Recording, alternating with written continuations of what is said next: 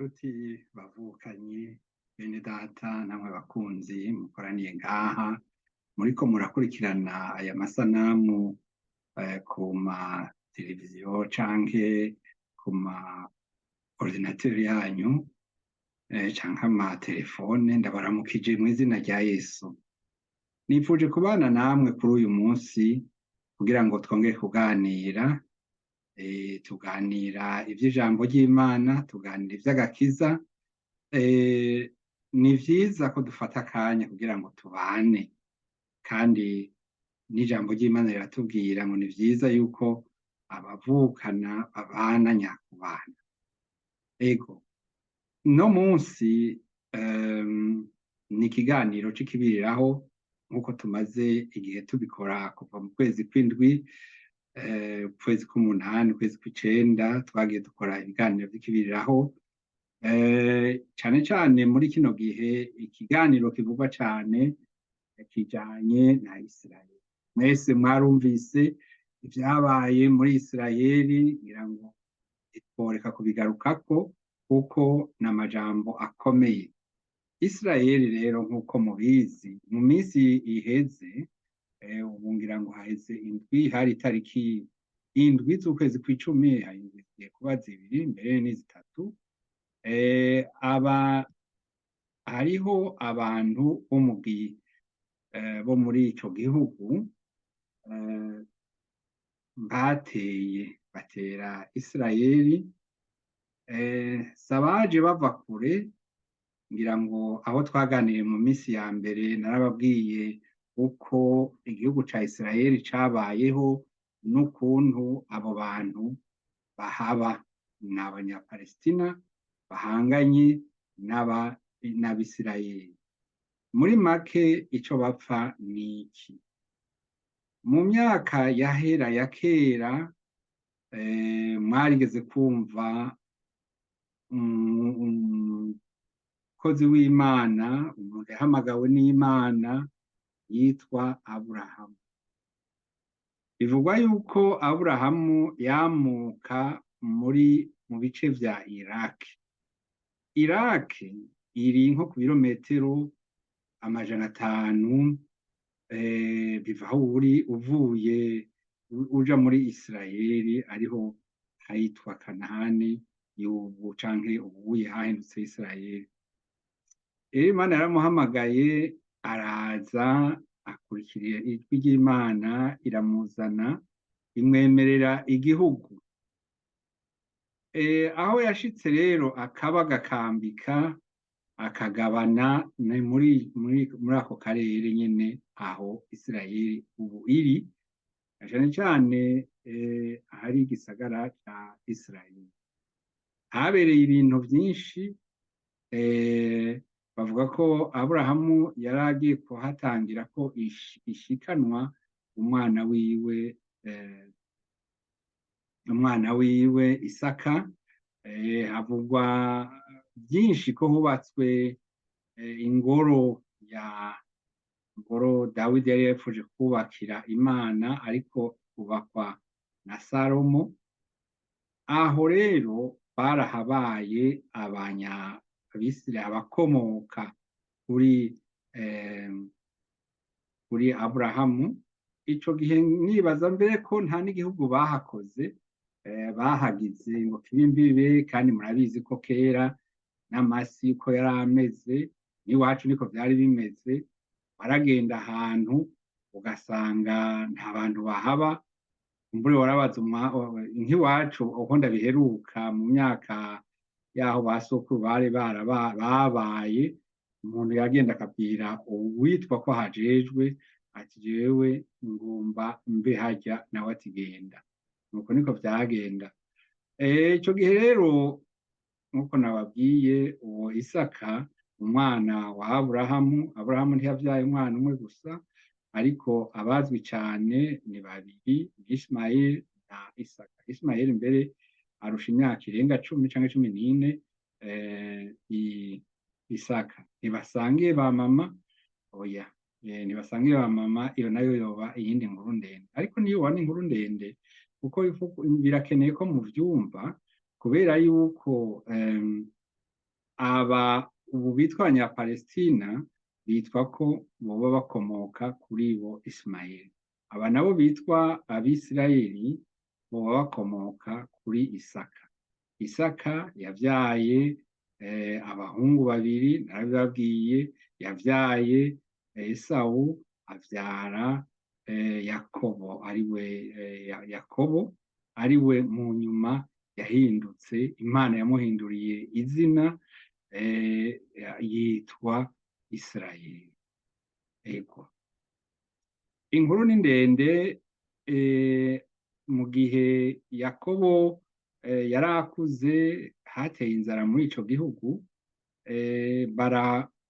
bava muri ico gihugu bagiye kurondera amasumiro mu gihugu ca Misiri ariyo Egypte y'ubu, Egiputa.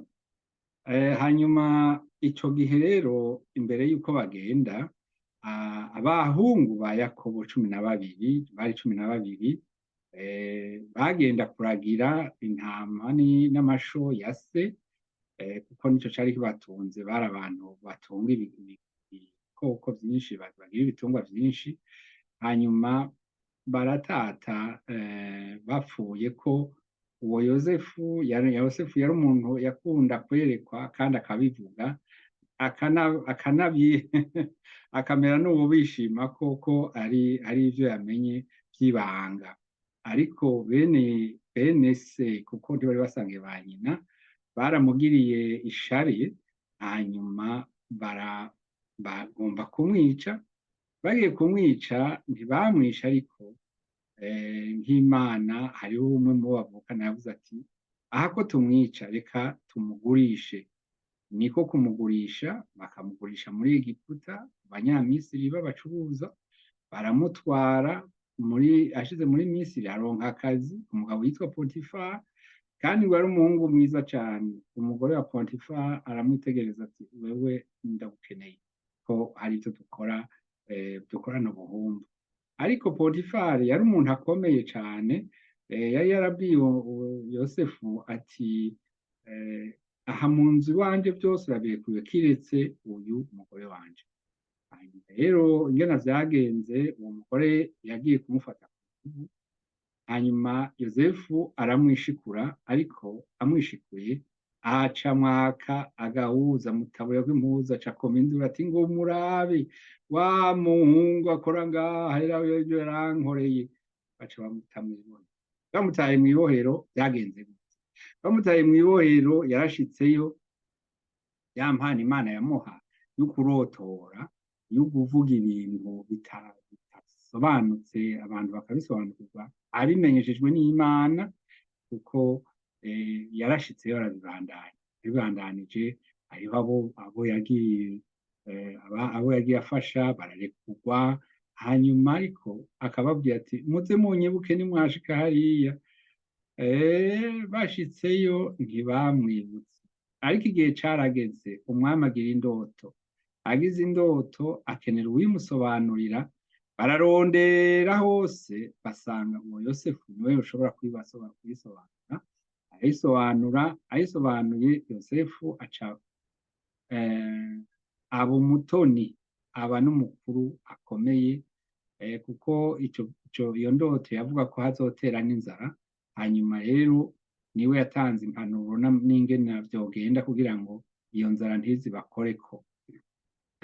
Niko vyagenze. Niwe yaciye ashingwa n'amabanga yo gutanga ivyo bifungurwa canke kugira ngo bikingire iyo nzara. Yego, nuko rero bene nyina bashitse muri ico gihugu, baraje barondera utwo basuma, arabafasha, mu nyuma arabiyereka, mu nyuma batumako abantu bo mu muryango harimwo se wabo. Hanyuma baragenda, bari abantu nka 70, babayo imyaka n'imyaka. Imyaka yashitse 430 n'ingahe. Hanyuma igihe kigeze barasubira iwabo. Mu gusubira iwabo, uwabasubijeyo ni Mose.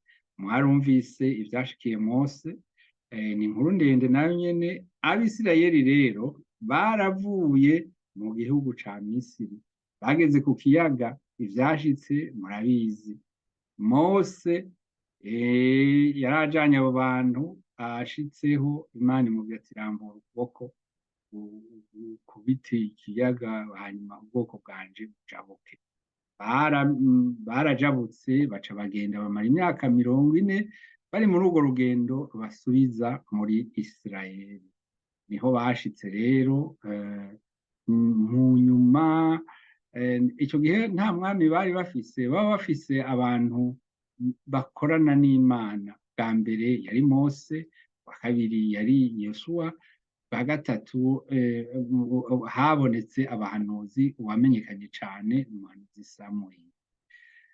Bamaze gushikayo, umuhanuzi Samweli rero baramubwiye ngo ntibashaka, ngo bashaka umwami, ngo bashaka umwami, ngo bazohora bakereza mu ntambara nk'ayandi mahanga.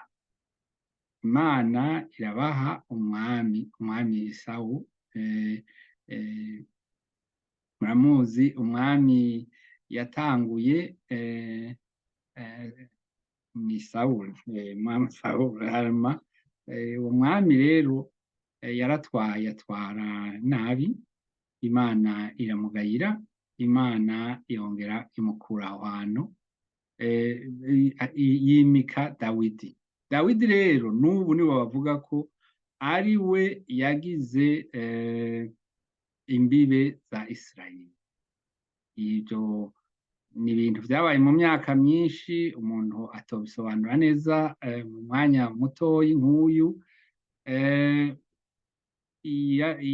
Dawidi yagize imbibe z'igihugu ca Isirayeli. Igihe rero igihugu ca Isirayeli cagiye giterwa n'amahanga menshi, Abisirayeli baragirwa inyagano muri Babuloni. Babuloni ni ivyo nyene ibihugu vya Iraki na za Irani na za Perse. Hanyuma Perse, mu Buperesi niho muri Irani. Mboneyeho no kuramutsa mwene data. Hariho mwene data yambwiye ko avuga Igiperesi, nzomurondera umunsi umwe ndamuzane ngaha, kubera ko yize hariya abavuga Igiperesi. Nibwo rurimi bigamwo, natwebwe ngaha mu Budagi, uje kwiga ngaha wiga mu Kidagi, ugiye mu Butaliyano nuko wiga mu Gitaliyano, ugiye muri Polonye wiga mu Ginyapolonye, wigiye muri Denmark naho nyene nuko. Ego ako karagaciyemo kugira ngo menyeshe n'abagomba kuza ino bamenye ko kumenya indimi ari vyiza. Ego none rero ingena vyagenze rero mu gihe barigeze kuza barabakuraho bakabatwara nk'inyagano, Abisirayeli benshi bakagenda nk'inyagano. Muribuka amakuru y'aba Daniyeli, muribuka amakuru y'Abashadarake n'aba Abedenego, ingena bajanye kwizera, kubera ko ni ubwoko bw'Imana. Imana yaragiranye amasezerano na Aburahamu. Imana imaze kugirana amasezerano na Aburahamu, yavuze ko izobahezagira. Hanyuma kandi yarabahezagiye kandi yarabagwaniriye. Yego, nashaka rero ngo muri iki kiganiro nyine turambikwe, tumaze kumva ibintu byinshi kuri ubwo bwoko bwa Isirayeli. Hanyuma rero ingena byagenze neza neza. Murazi ubwoko bwa Isirayeli igituma dukunda kuvuga n'iryo zina, ni ukubera yuko umwami Yesu aza ku isi yavukiye muri iyo miryango, muri uwo muryango w'Abisirayeli, abakomoka kuri Aburahamu, abakomoka kuri Yakobo, ego abakomoka mu nda ya Dawidi. Igihe rero Yesu yavuka agakura, murazi ko atamaze imyaka myinshi, yamaze imyaka 33 gusa ku isi. Hari ico gihugu cari gifise abakoroni bagitwara. Abakoroni bari Abaroma, bari abantu b'i Roma, abayitaliye ico gihe, canke hari hagutse kurusha. Muramenya Abaroma barakomeye igihe kanaka, naha mu Budagi bari bafise ibirindiro, barigeze kuhatwara uburaya butari buto, baratwaye ngira ngo bawutwaye bwose. Yesu rero yavutse Isirayeli itwarwa n'Abaroma, nibo bahatwara. mbere n'igihe yicwa ni abaroma bahatwara. Abaroma rero ntibagiranye, imigenderanire yarabaye mibi, ku buryo barushe bakirukana abayahudi icyo gihe bariho mu myaka ya 70, inyuma y'uko Yesu yamaze kuduga mu ijuru. Hariho ingoro basengeramwo, iyo rero iragira kabiri, kuko iya mbere ngo bari barayisanuye barayubaka ukundi, hanyuma iya kabiri niyo yariho. Imwe musomye muri Luka 21 canke Matayo 24, muhora mwumva ngo Yesu yababwira ingene batangarira ayo mazu. N'ubu muravye ibisigarira vy'iyo ngoro muratangara, kuko n'ubu biriho. Ariko umujenerali yitwa Titus wo muri Itali, wo mu Butaliyano, mu Baroma, yarahenuye, yarasenyuye iyo ngoro, barafata n'ivyaho barabinyaga, barabitwara.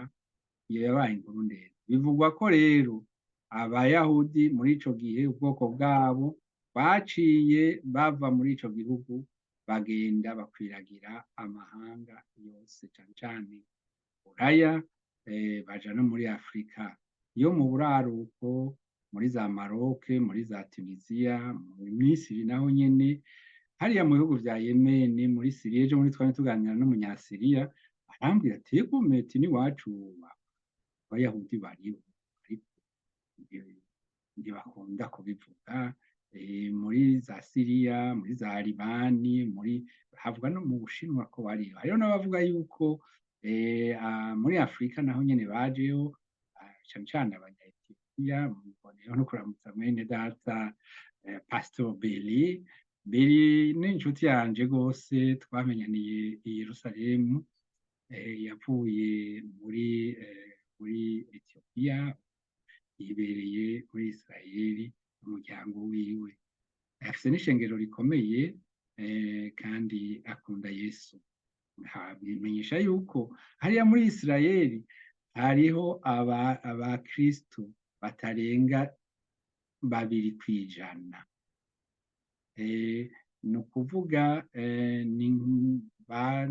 baharura ko ari 180.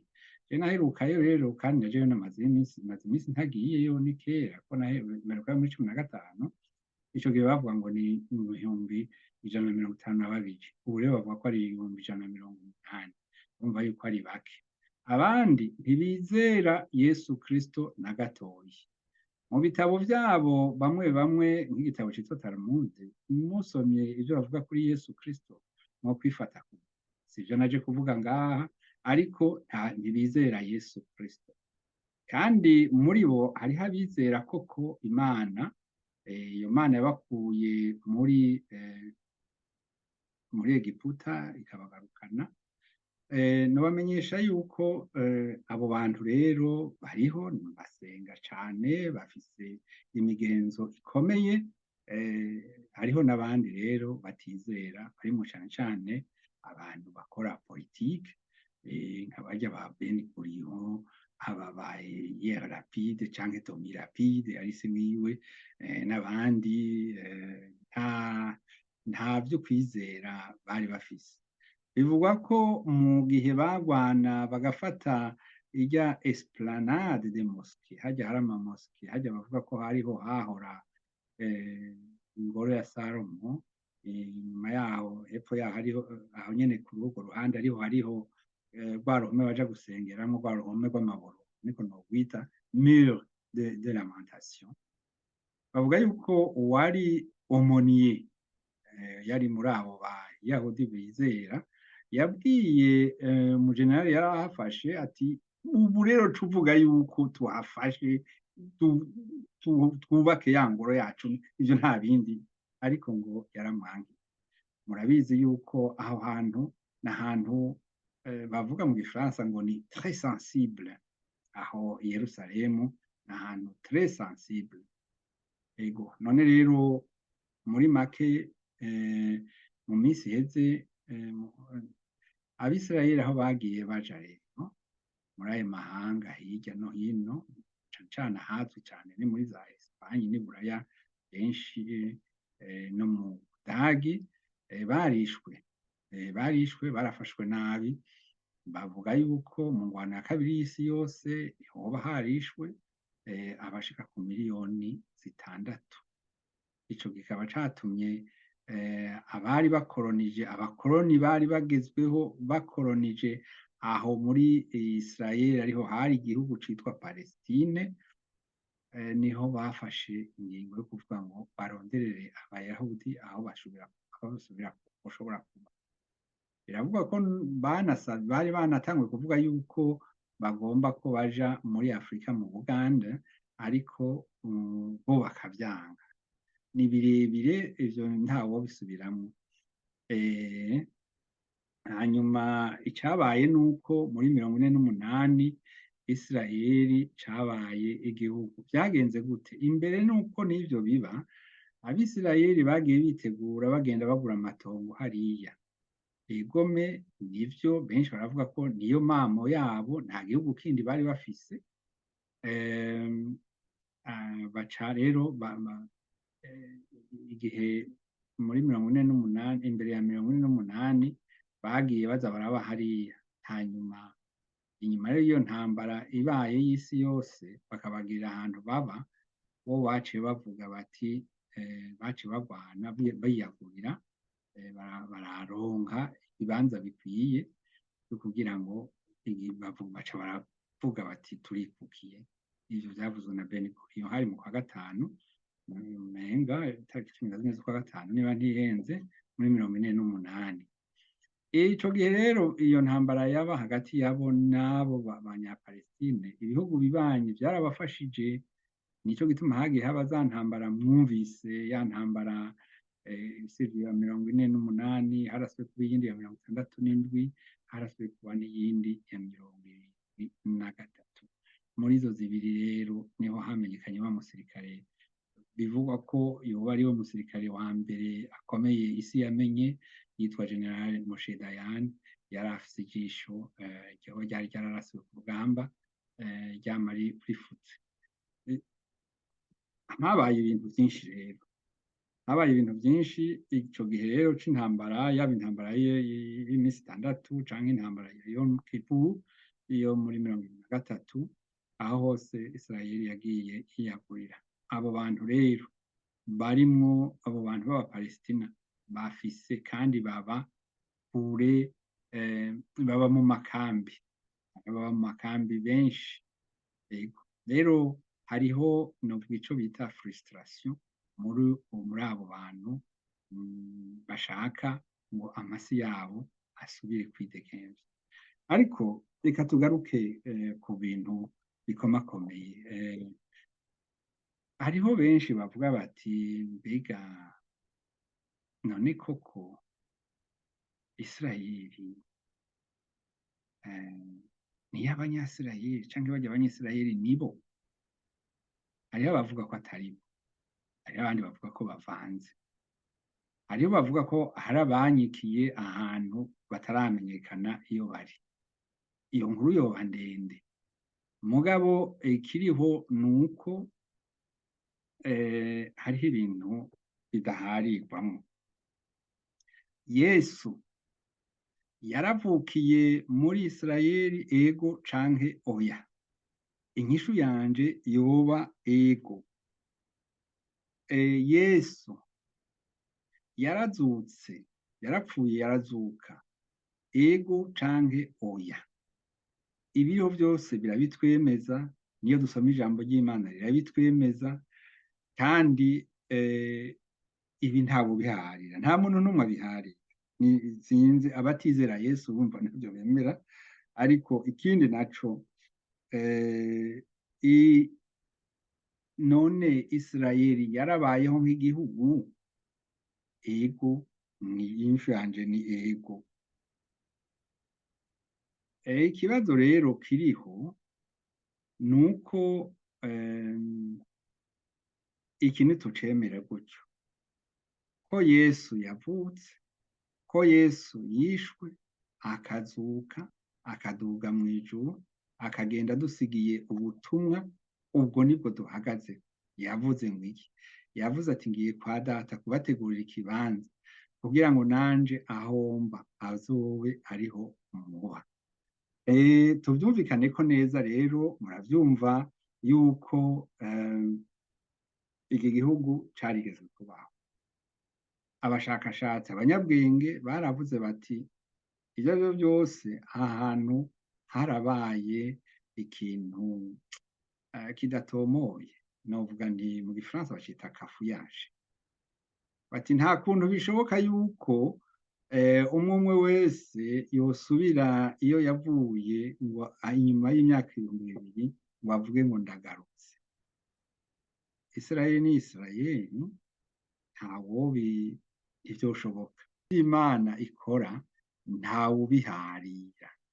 Imana ifise inzira zose, kandi Pawulo niwe yavuga ati ubu tumenya bike tuzomenya vyose nitwamara gushikira Yesu mu by'ukuri. Ego, hanyuma nkaba nezerewe no kubaganirira ku majambo amwe twayaganiye na bene data, mbega hari ku munsi w'ejo twaganiriye ikibazo cy'uko mbega mbabarira Imana niyo abanyisirayeli gusa? Dieu est-il le Dieu des Juifs seulement? Mbega Imana ni Imana y'Abayahudi gusa? Oya namba. Imana niyo yaremye abantu bose. Imana niyo yaremye abantu bose, muvyumve neza. Kandi ibafise ko umugambi, ibafitiye umugambi. Reka dusome mw'itanguriro ijambo ry'udufasha. Ngahari 18 avuga ngo Aburahamu, oya 17:12. Imana yongera guha Aburahamu isezerano, imuhindura yitwa Aburahamu, imuhindura Aburahamu. Okay. 12 havuga umaze iminsi oya ko ndi ni 18 umutwe w'amajambo ngo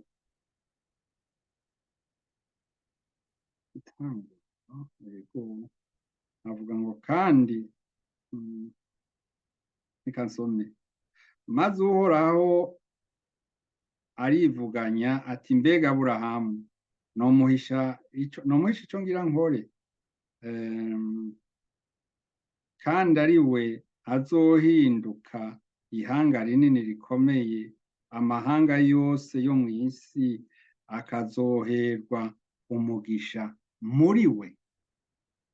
Aha hari igihe Sodomu yagira itikizwe, hanyuma Imana iribaza iti none nohisha umuntu umusavyi wanje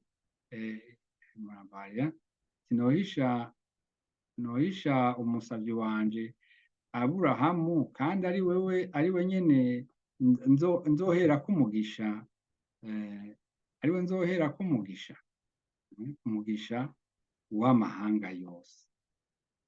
Ego, nuko rero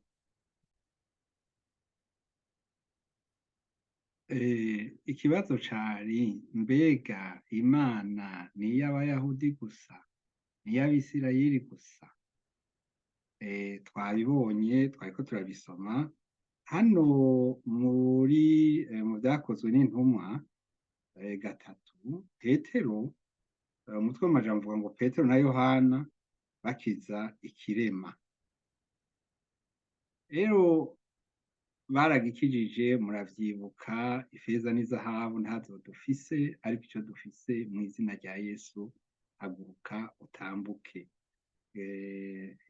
Ico gitangaza benshi barakizi, kiri mu bitangaza mbere intumwa zakoze, nibaza ko mbere ari ica mbere igihe Yesu yari amaze kuduga, hanyuma aba nabo barakoze Imana Yesu yabakoresheje ico gitangaza. Rero mu bari baje gushengerera, Petero yarababwiye aya majambo.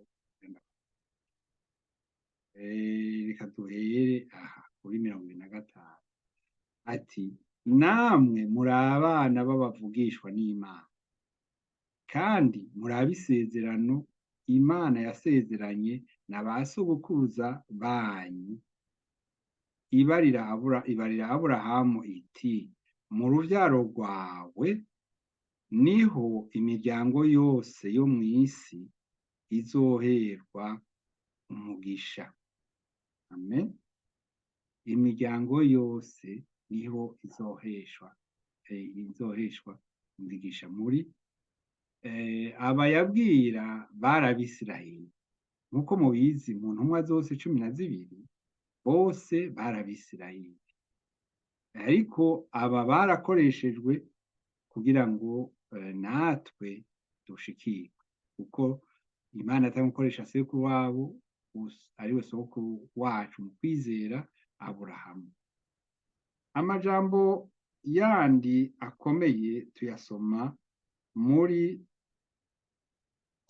mu Baroma 3:29, naho hatubwira ngo 3:29 hatubwira ngo canke Imana ni iy'Abayuda bonyene, mbega si iy'abanyamahanga nabo? Egome ni iy'abanyamahanga nabo. Ego muri ibi bihe ibintu bigoranye, ushobora gusanga abantu bavuga ati nabonye inyifatiye n'iyi none ndabona yuko bidakwiye ko jewe noseruka canke no. Yesu ni inzira n'ukuri n'ubugingo, nico ndiko ndakubwira. Kandi Imana si iy'Abayahudi gusa, ni iy'abanyamahanga nabo.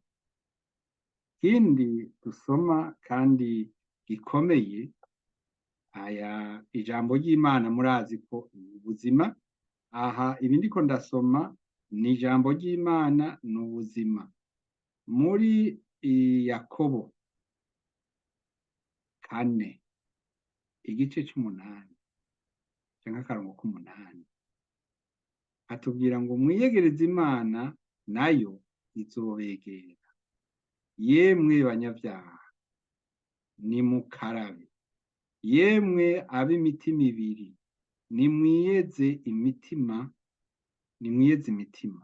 mubabare muboroge, murire ibitwengo vyanyu bihinduka amaborogo, umunezero uhinduke umubabaro.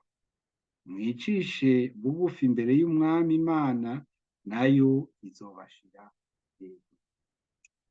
Aya n'amakuru rero y'imvaho, amakuru mukeneye kumenya. Mbega iyi Imana ni yandi? Ni iy'Abayahudi? Ni iy'Abisirayeli? Umwanya wabo wo kwihana nturagera, ariko nabo isaha yabo izogera, nkuko nabibabwiye ejo bundi, isaha yabo izogera.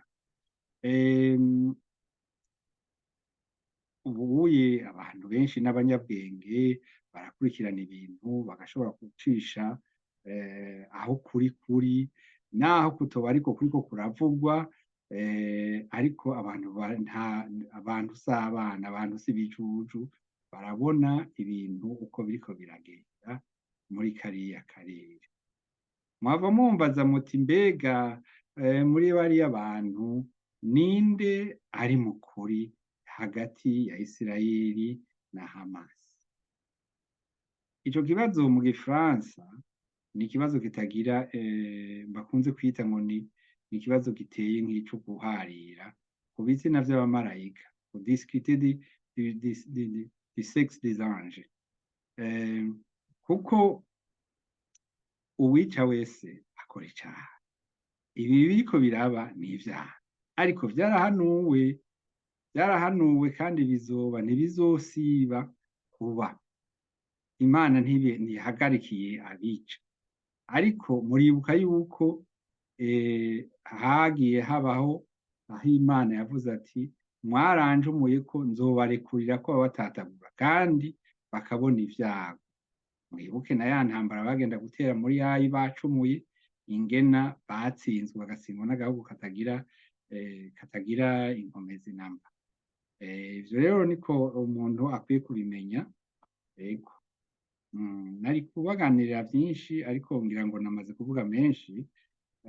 Reka turabe ko twobishirako. Yamara reka muze dushime Imana kuri uyu mwanya, kuri aya majambo tuganiriye, kubera yuko uyu munsi ikintu kibonetse gikomeye nuko Imana atari iy'Abisirayeli bonyene, ari iy'amahanga yose. Tuzohezagirwa, twahezagiwe muri Aburahamu, ariko kandi Yesu yaraje kugira ngo uwumwizera wese ntazapfe rubi, ariko azabone ubugingo budashira. Uravyibuka cane muri rya jambo riri muri Yohana 3:16, kuko urukundo Imana yakunze abari mu isi, ariko rwatumye itanga umwana wayo w'ikinege. None Yesu kugira ngo umwizera wese ntazapfe rubi, ariko aze abone ubugingo budashira. None nawe uramwizeye? Utamwizeye ngo aramaze gutsindwa n'urubanza, kuko atizeye umwana w'Imana. Yesu ntiyaje gucira imanza abanyabyaha, yaje kugira ngo bakizwe nawe. Uyu munsi nawe ashobora gukizwa nawe. Hari ibyaha bigaragara, abantu bicana, abantu biba, abantu hariho abakora ibyaha bigaragara, ariko n'abinyegeza mu byumba bagakora ibyaha. Hariho n'abafata agatelefone kabo bagakora ibyaha. Hariho utuntu twinshi bakora, cyangwa bakaronka formulaire, ikintu cyo kuzuza, ugasanga hariya nyene bariko barakoreramwo utundi tuntu tw'ibyaha. Abo rero abanyabyaha bafise ikibazo, bafise urubanza n'Imana, kandi ntacanyegezwa azoshirwa ahabona. Mugenzi, wewe wiyumvire ngo witunganye kugira ngo umwami Yesu niyaza azasanga umeze neza, utari mu byaha. Hariho ababoshwe n'ibyaha byanse kubavako. Aha mboneyeho no kuramutsa mwene data duherutse kumenyana, yakurikiranye imwe mu mavideo twari twatanze ngaha, ashingira intahe ingena wewe icitwa akaboregwe cari kigiye kumukura no mu bagabo. Hanyuma ansigurira ko ambwira ingena Imana yamukijije akaboregwe igihe amaze gukizwa n'ubu n'umukristo akomeye, ahagaze neza. Ariko yarambwiye ibyago yarimwo, numva ndatangaye. Imana rero ntacyo idashobora gukora. Hari aho ushobora kuvuga uti jewe none ko ibi nkoranye narivyo bintunze, jewe ndandaza ibiboreza, jewe ndidandaza, jewe, ariko Imana irashobora kugira. Nibutse akantu Imana yankoreye. Sinovuga ngo cari icaha, kuko bohava bankubita canke najewe ngakumbure nkaba mbeshe. Igihe naza gukora muri kino gisagara ca Bone hari mu mwaka w'2000. Ico gihe naronse akazi nakora mu ndwi, ngakora no ku misi ya Mungu. Uburyo kenshi ngiye kw'ishengero baratangara bakambwira ati yo waheruka ngaha kera, urumva akazi nyene akazi. Mwene data umwe Imana imuhezagire, pasiteri, ubu n'umupasiteri, ico gihe yari yari umuntu yadufasha gusenga no mu kuririmba, aca aravuga ati ngo tugusengere. Barasenga, kwizera kwanje nanje ntikwari kwinshi ico gihe, ariko barasenze basaba Imana ko iporogaramu y'uko nkora kuwa Mungu ivaho. N'ukuri yarahavuye, maze imyaka myinshi cane je ntakora ku munsi wa Mungu. Yego. Ariko rero ngibi ntiwobibwira abantu b'abaganga canke abantu bakora hariho ayandi masegiteri ivyo bidakunda. Ariko ntaco Imana idashoboye. Kubabwira yuko Imana irishura amasengesho. Imana irumva. Ego. None rero nshuti zanje nababwiye ko ikiganiro nicikibiriraho, nashatse ko tuganira muri aka kanya, kandi mwankundiye muntega amatwi. Yesu rero abagirira neza. Ukaba ufise icaha cakunaniye guheba, bibwire Yesu. Yesu arashoboye kugukuraho ico caha.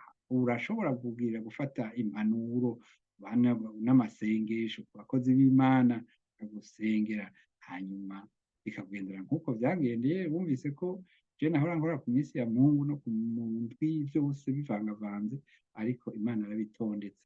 Nawe urashobora kubitondeka. Ushobora kuba atari wowe ufise ikibazo, ariko ari umwana wawe canke ari umuvyeyi wawe canke ari uwundi muntu wamusabira, navyo vyerekeye Yesu. Imana irashoboye. Imana irashoboye kwishura. Mana uhoraho, Mana nyene icubahiro, ndaje imbere yawe muri kano kanya, ndagushimiye kuri aba bene data n'aba bakunzi bacu bose badukurikiye hano n'umwete n'urukundo rwinshi, kugira ngo bumve aya majambo. Aya majambo ni amajambo ntoshobora kwitoza jewe nyene, ariko aya majambo wayaduhaye kugira ngo tuvuge ivya Isirayeli, ariko kandi tumenye yuko bariya bafise idosiye yabo natwe dufise idosiye yabo, kandi twese twarahezagiwe muri Kristo, twarahezagiwe ku bwa Aburahamu. None rero ubu uye twebwe ico dusaba, ico dukeneye Mana, turakeneye ngo udufate, udushoboze kugira ngo tuhagarare dushikamye muri ibi bihe bigoye, ibi bihe bitsitaza. Mana yo mwijuru, turakweretse none Isirayeli na Palestine. Mana ngo uhezagira abantu baho. Mana bo wahaye isezerano, Mana urishitse, bamenye ko rizoshika kandi barinezererwe, barihagararemwo. Mana yo mwijuru, sega w'amahanga, turaje Mana gusabira Mana abashonje, abakomeretse imitima, baba abanyapalestina, baba abanyayisirayeli. Mana ngo ubagendere. Mana turasabye ubwenge ababayobora mu izina ry'umwami wacu Yesu Kristo, ngo bahe ubwenge. Mana muri ibi hari intambira kiza. Mana muri ibi hariho abariko baracuruza ibigwanisha, ibifungurwa n'ibindi. Hariho abandi bari mu biharuro vyabo. Ndaje imbere yawe Mana, wowe wiyerekane nk'Imana muri iki gihe. Mana, imitima ya benshi kuze ko ikumenye mu izina ry'umwami wacu Yesu Kristo. Databuja waratubwiye ejo bundi ngo nidutabare abo bariko bakwega bajana kwicwa. None rero Mana, ndabasabe Mana ngo bagirire neza. Mana yo mwijuru, hari abantu bahahamutse bo mu Bisirayeli, ubagirire neza, ubasubize, ubaretaburisement, ubasubize ka kanyamuneza n'amahoro bari bafise. Ababuze ababo ntibizokoroha, ariko iwawe byose birashoboka. None ndagushimiye Mana, mu izina ry'umwami wacu Yesu Kristo niho nsavye nizera. Amen.